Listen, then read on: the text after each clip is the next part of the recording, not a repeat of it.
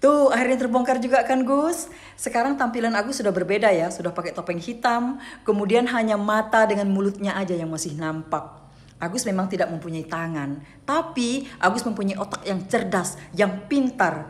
Terlihat waktu dia bertutur kata, mengklarifikasi mengenai tuduhan yang ditujukan kepada dirinya yang sudah memperkos mahasiswi-mahasiswi itu. Katanya, secara logika, mana mungkin dalam keadaan seperti itu, maksudnya dalam keadaan disabilitas, dia bisa melakukan kekerasan seksual atau pemerkosaan. Sementara untuk membuka baju dan celana pun dia nggak bisa karena tidak mempunyai tangan. Dan dalam kesehariannya pun Agus tidak berdaya, masih dibantu sama orang tuanya seperti makan, mandi, dan yang lain-lain. Masuk di akal kalau untuk membuka pakaian Agus dan pakaian mahasiswi itu dalam kondisi Agus yang seperti itu memang nggak bisa.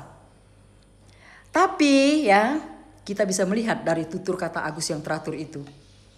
Itu menunjukkan bahwa dia mempunyai otak yang normal, yang cerdas.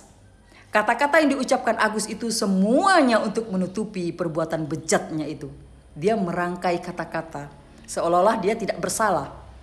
Tapi dari ekspresi wajah Agus tidak bisa dibohongi bahwa dia berkata-kata yang bohong. Dengan otaknya yang cerdas, Agus bisa memikirkan segala sesuatunya untuk mencapai tujuannya, termasuk memperdaya mahasiswi-mahasiswi itu. Membuat mereka tidak berkutik.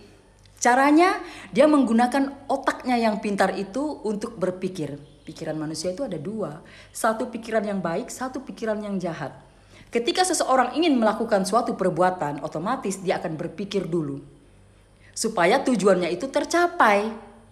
Dan Agus ini menggunakan pikirannya itu untuk melakukan perbuatan yang jahat. Dia menggunakan pikiran liciknya. Dengan cara mendekati mahasiswi-mahasiswi itu. Supaya mereka percaya dengan Agus ini PDKT. Akhirnya mahasiswi-mahasiswi itu mau curhat tentang masalah yang mereka alami dengan Agus. Baik yang bersifat biasa-biasa aja sampai yang bersifat rahasia pribadi mereka. Diceritakannya dengan Agus. Dan Agus ini pintar. Dia langsung pegang itu rahasia. Untuk senjatanya supaya mereka tidak berkutik. Dan sekarang itulah yang digunakan Agus. Sehingga Agus dengan leluasa untuk melecehkan mereka. Benar, Agus tidak bisa membuka pakaian dia sendiri dan pakaian mahasiswi-mahasiswi itu.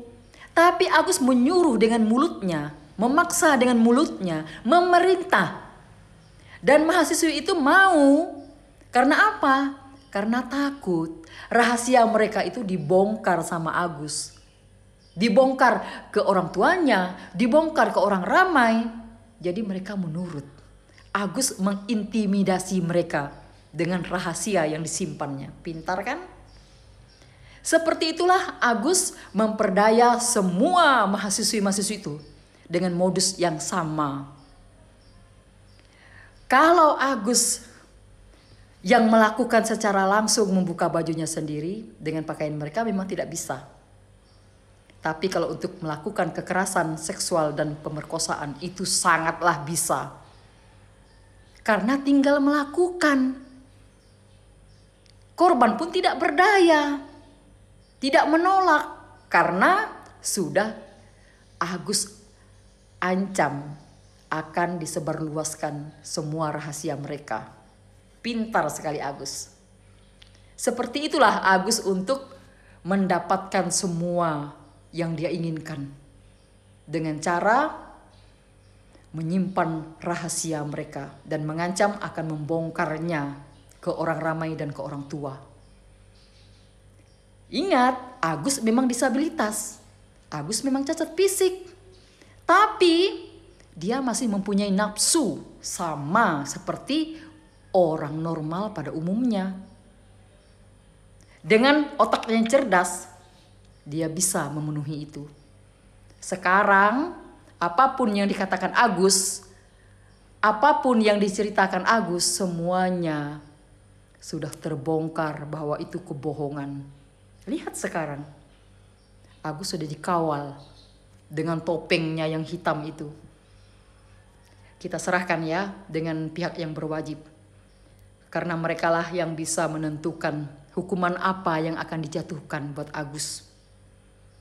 Dan orang yang bersalah memang seharusnya mendapat hukuman. Karena negara kita negara hukum. Seperti itu ya. Inilah cerita dari Agus disabilitas. Yang pandai bertutur kata dengan otaknya yang cerdas. Secerdas-cerdasnya, semua bukti yang dikumpulkan, dia akan ketahuan bahwa dia melakukan kesalahan. Benar?